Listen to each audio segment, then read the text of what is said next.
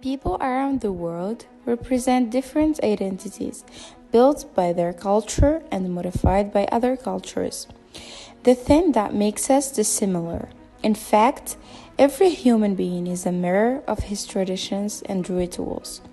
Moreover, identity is what defines us as a person. It determines who I am, my principles and values, my strengths and weaknesses, what makes me happy or sad. It makes me myself as much as my name, because the second thing we are asked about after our names is where are we from. And of course, our country requires our culture and gives a general idea about who we are.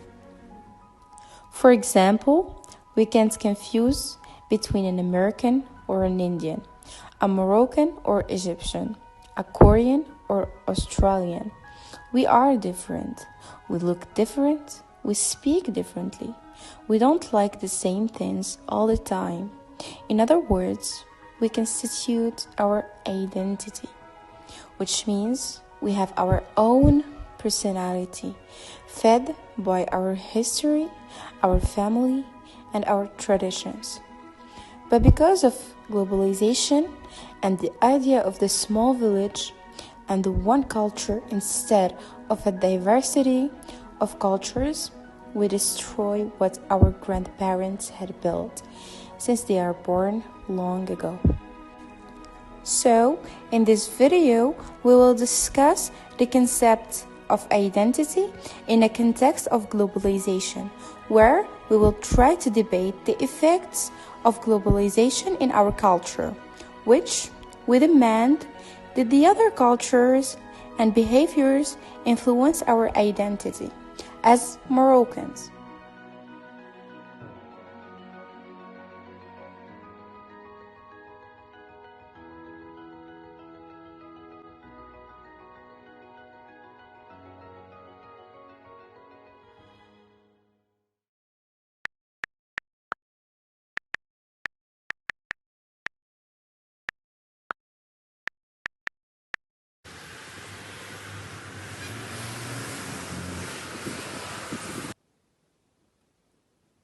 Well, globalization has a huge impact on cultural, social, monetary, political, and communal life.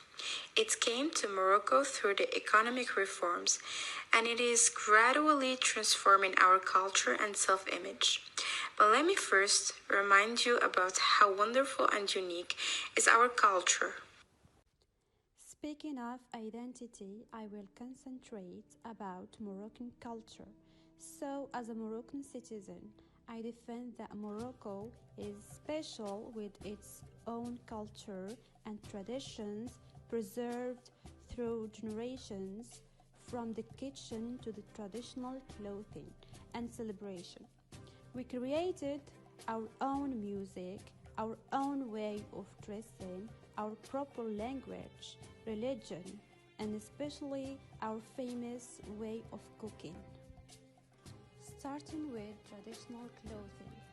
Our traditional dress here is jellaba, although it is not what youngsters wear nowadays.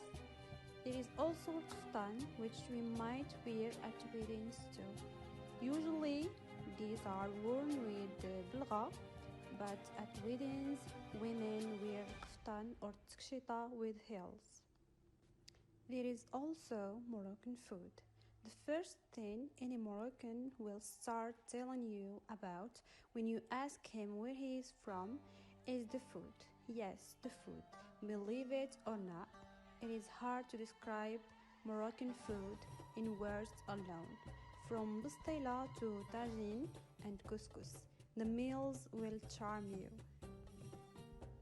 And about Moroccan music, all I can say is that music is one of our fundamental aspects of culture. There are many different musical styles to be found in Morocco, each one with its own history. You can find Amazigh music from the Rif, Andalusian music from Rabat, Fez and Oujda, Shabi from the Atlas, Ahidus from the Souss, as well as Gnawa, plus many more. But the globalization globalization has a huge impact in our socio-cultural life. Nowadays, only the oldest generation embrace the traditional side of life in Morocco by still wearing the traditional clothing jilaba in the street and hosting traditional wedding ceremonies. Meanwhile, the current generation is so absorbed in the bubble of modernization, which creates a huge generation gap. For example, our grandparents used to speak Berber, and now just a minority of us are able to speak it fluently and understand it perfectly. In my family, just I, my parents, and my grandma who are able to speak it, while my siblings don't speak it or even understand it. كان الإنسان يعيش حياة بسيطة في تجمعات سكنية سواء في البادية أو المدينة. طابعها التعاون والانسجام.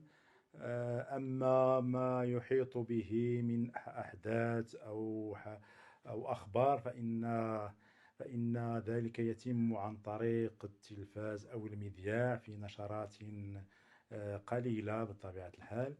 أما بعد ظهور العولمة فقد أدى ذلك إلى حذف أو إلى إزالة الحدود، حيث هاجر الإنسان هجرة بجميع أنواعها القانوني منها والسري، ووصل إلى أقصى الأرض، وتدفقت السلع والمنتوجات كما تدفقت الأفكار والثقافات، واختلط كل ذلك فأصبح العالم قرية صغيرة غيرت من سلوك ونمط عيش الإنسان.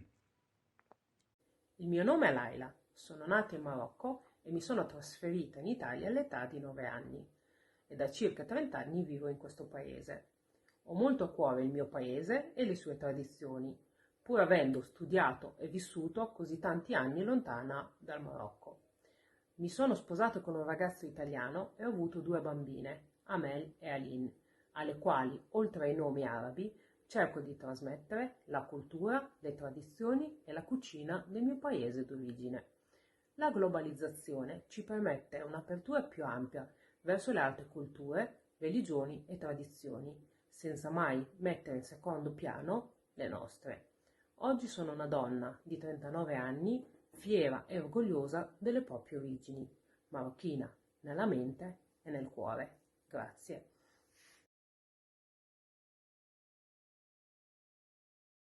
Bonjour tout le monde. On passe maintenant au deuxième aspect de la mondialisation qui est son effet sur les religions et les croyances.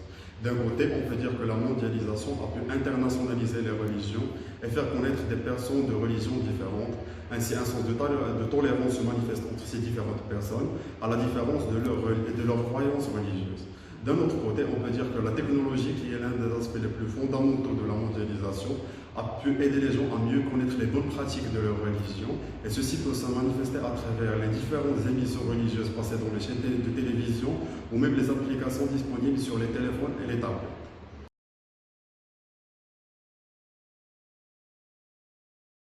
Bonjour, concernant l'effet de la mondialisation sur les entreprises, on peut dire que la mondialisation a stimulé la production dans l'économie occidentale. La mondialisation a permis aux entreprises de se spécialiser et d'accroître l'intensité du recherche et développement, de l'innovation et des investissements dans leur production. La mondialisation a aidé les nouvelles entreprises à rivaliser avec celles en place. Grâce aux exportations et aux importations, le nombre de salariés a augmenté dans leur secteur, participant aux échanges internationaux. La mondialisation a accru à revenus des ménages. La mondialisation a contribué à réduire le taux d'inflation, élever des économies excédentales permettant aux consommateurs d'en avoir plus pour l'argent. La mondialisation a fait progresser les salaires réels en réduisant les prix à la consommation, prix bien que les produits auparavant peu accessibles, par exemple un téléphone portable ou une machine, font désormais partie des équipements de ménage. La mondialisation a créé de nouvelles opportunités pour les économies et les populations. La mondialisation a encouragé la diffusion de nouvelles technologies, rendant les économies plus productives et plus vertes. La mondialisation a contribué à réduire la discrimination salariale, femmes à offrir de nouvelles opportunités aux femmes. La mondialisation a amélioré la qualité de la gestion des entreprises et des conditions.